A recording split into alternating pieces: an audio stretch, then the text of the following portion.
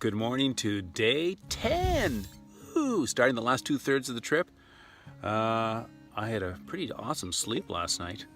So much that I slept in. It is actually sunrise right now, so I'm about a half hour behind schedule. So, but you can see the sunrise from my tent. Not bad. Anyway, I'm in Sleepy Hollow campground right now. It's one of the only official campgrounds or camp spots of the Bruce Trail, and it's friggin' creepy. Oops, it's not Sleepy Hollow. It's Hockley Hollow. One of the reasons why I said Sleepy Hollow, because it looks like Sleepy Hollow. All these gnarly trees hanging over everything. But it's a flat place to put my tent, and there's a place to hang my food. Not much to complain about. Anyway, better get going. I got days of work to do ahead of me. I thought it was time to share with you my socks and shoes, at least my morning ritual. These are my socks. Now, the socks have actually served me very well. They're called Copper something or other, Copper Sole. Anyway, I've tried all sorts of fancy socks by fancy sock makers, and these ones are the best for what I'm using because they're lighty. There's no cotton or wool in them, so they don't hold the moisture too much, and they've served me well with my Hokas. Anyway, they say they're scent-free, but after 5 days without washing, they stink. Anyway, if you look over here, I have my little vestibule in front of my tent. I have my shoes there protected from the elements. And then what I do is, when I take them out, I get to bang them, make sure there's no critters sleeping in there. And you're good to go. It's a beautiful day, and I love my job. It can't get much better than this. Anyhow, the first morning, or the first hour of the morning, I hike without my earphones. I want to enjoy the morning sounds, a little bit of peace to start the day out. And then I'm in my second hour, and now I'm doing some stairs. These Bruce Trail folks are doing a good job with their maintenance. Anyhow, that being said, I'm going to stop here because it shakes around too much. And the second hour, I throw on my earbuds and listen to the news. So that's what I'm doing, I'm catching up on World Report by CBC. Anyway, love my job. It's morning break time, and it's time to talk about some of my gear. So let's talk about my backpack. So this is my backpack of choice. It's the Climate 60, made by a company in the United States. It's a fairly simple pack.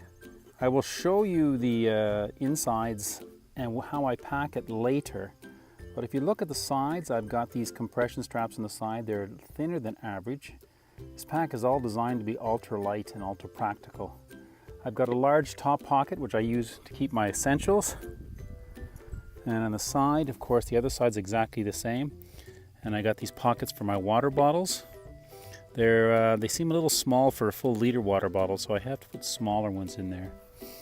In the front, I've got a large pocket in the front. It's about 5 liters, which I have my rain gear, some food, and some more water in there. And if I flip it around, you look at the back side. This is one of the pièce de résistance about the whole thing. There's 2 frame systems in it. They're very light aluminum stays, but they also have this air frame, which is like a little air mattress, which I can adjust it by a pump inside the pocket here. So that's pretty cool. Let me just pull this out so you can see it a little better. Ta-da! So I can adjust the tension on it and release it by comme ça. So I can do that on the fly. Makes it extremely comfortable, rigid, and a very light option. The shoulder straps are all very simple. They're fixed, unadjusted, so you have to get a pack that fits your size opposed to one pack that adjusts. So very simple. I don't know if it's great for much more than 30 pounds. For my 30-pound load, it is just the cat's meow. All in all, it's the perfect pack for me. It's basically one giant pocket in the center for holding my gear, a top pocket for some accessories, and the front pocket for water and my rain gear. And that's all I want. It's light and lean, and it's tough as nails. Oh, very comfortable. I'm at Monocliffs Provincial Park. When I'm done this, it'll be a 30-kilometer day or so, so that's good. But I have to report 2 things. One is the weather is delightful to hike in. The temperature's dipped significantly, and I've been hardly perspiring. In fact, a little chilled, which is also very refreshing. Here's the other bit of news. My right quad, which I reported being sore yesterday, has got worse today. So I'm hobbling around like an old man.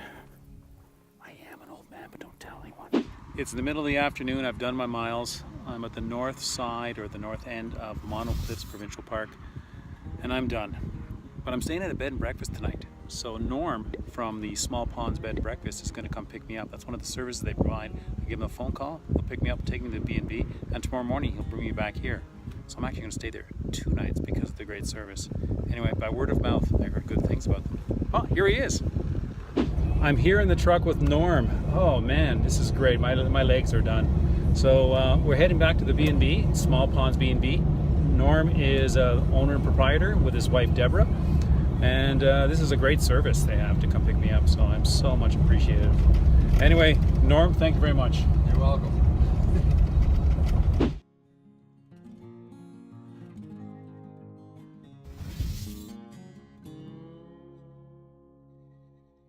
I'm at the B&B, Small Pond B&B, and this is my cache. I got 3 packages. It's like Christmas time. Let's check her out. So first I got this envelope here from my wife, and it is a pair of socks which I asked for. She vacuum sealed them, pretty cool. And she also left me a note. I love you, keep up the good walking. Alright, so those are nice, I think. Some medicine. That's what my wife does. She thinks of me all the time. All right, that's what I was looking for. New water bottles, because the water bottles I had weren't working. And here is my cache drop, which I prepared quite a while ago and mailed ahead before I left. And a canister of fuel, some baggies, some freeze-dried meals I prepared.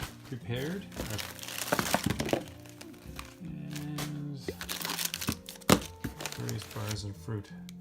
That should get me going to the next cache point. Day 10 wrap from the luxury of Small Pond B&B. It's nice. It just started to rain after I got picked up by Norm, so that's sweet. So I'm in here doing some laundry, picked up my caches, starting to repack my bags, and then tomorrow I can actually hike a full day with a light load because I'm coming back here tomorrow night. So that's the way to do it if you can afford the coin. Anyway, nice folks, highly recommended, and so far, so great. Anyway, that's it. Oh, the numbers. 336 is the total in so far, and today was about a 33-kilometer day. I'm going to try to cut them back a bit because my legs are just aching. I'm actually a little concerned about my right quad. Probably my fault. I don't think I injured myself, it's just strained or overused. Anyway, till tomorrow. Day 10 is from the Hockley Hollow to Cliffs Provincial Park, a 31-kilometer day.